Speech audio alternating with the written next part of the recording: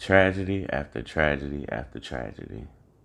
8 months ago, Breonna Taylor lost her life on the night of March 13, 2020. Her home was targeted during an investigation of her ex-boyfriend, Jamarcus Glover.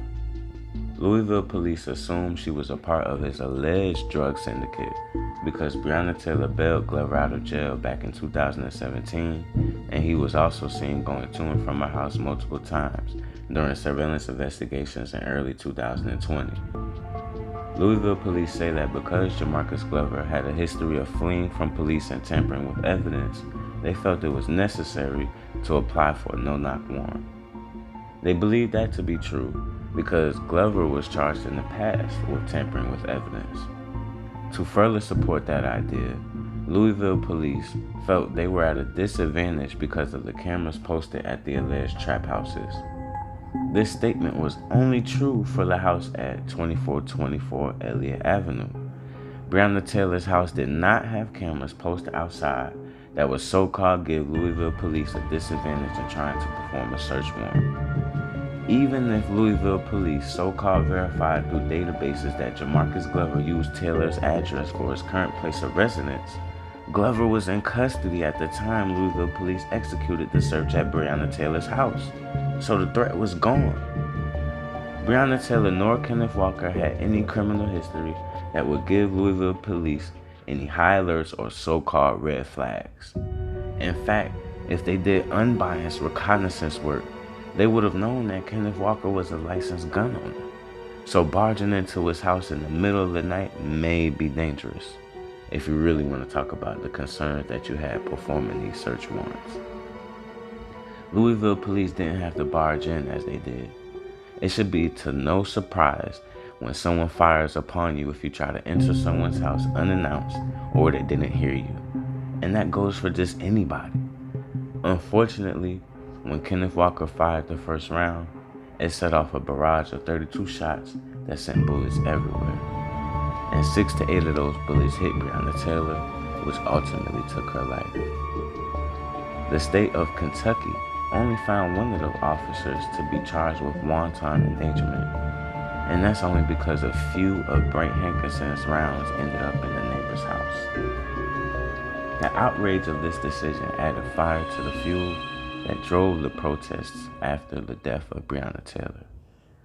This brings us to a prominent speaker in the rise after the death of Breonna Taylor.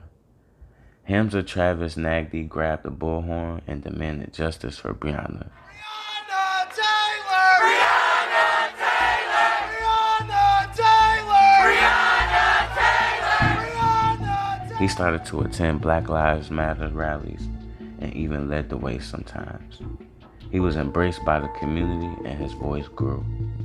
He even got the nickname Chance the Rapper because of his catchy phrases during protests. Travis had big plans to change systemic racism. His goal was to unite the community and create a movement that would change the world. Unbeknownst to him, he did change the world. The people of Louisville said, and I quote, he was a beacon of hope. People believed in him, and his push for change affected people in such a great way. Who would murder this man? Who would carjack a man so known in Louisville? I'm sure he would give you his last dollar if you just asked. I'm sure he'd give you a ride if you just asked. I'm almost sure that if he was being robbed, he'd let the person just have it, knowing life was short. These are some of the things that I think about when I try to imagine what happened. Was someone trying to silence the movement?